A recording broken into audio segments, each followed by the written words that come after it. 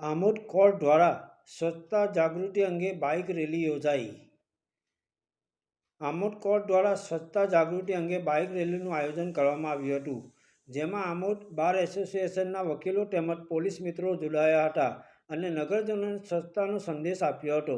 Gujarat high court અને ભરૂચ જિલ્લા court તેમજ પ્રિન્સિપલ સિવિલ જજ આમોદ કે.એમ. ગઢવીની સૂચના મુજબ બપોરે 11 કલાકે સ્વચ્છતા અંગે જાગૃતિ લાવવા કોર્ટના સંકુલમાંથી વિશાળ બાઇક રેલીનું આયોજન કરવામાં આવ્યું હતું, જેમાં R P. Gandhi, registrar principal civil court Amod તથા એન.એસ. ફળદુ, સુપ્રિન્ટેન્ડન્ટ તાલુકા કાનૂની સેવા સમિતિ આમોદ પણ બાઇક રેલીમાં જોડાયા હતા।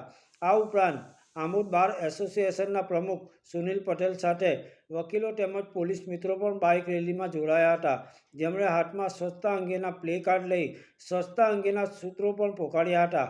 સ્વચ્છતા જાગૃતિ અંગેની બાઇક રેલી સમા ચોકડી, 4 રસ્તા, પોલીસ મથક, મામલતદાર કચેરી, તિલક મેદાન, જનતા ચોક જેવા વિસ્તારોમાં ફરી આમોદ કોર્ટ પરત આવી હતી।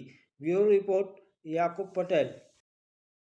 स्वच्छता है सेवा है, स्वस्थ भारत श्रेष्ठ भारत, स्वच्छ भारत श्रेष्ठ भारत, स्वच्छ भारत श्रेष्ठ भारत।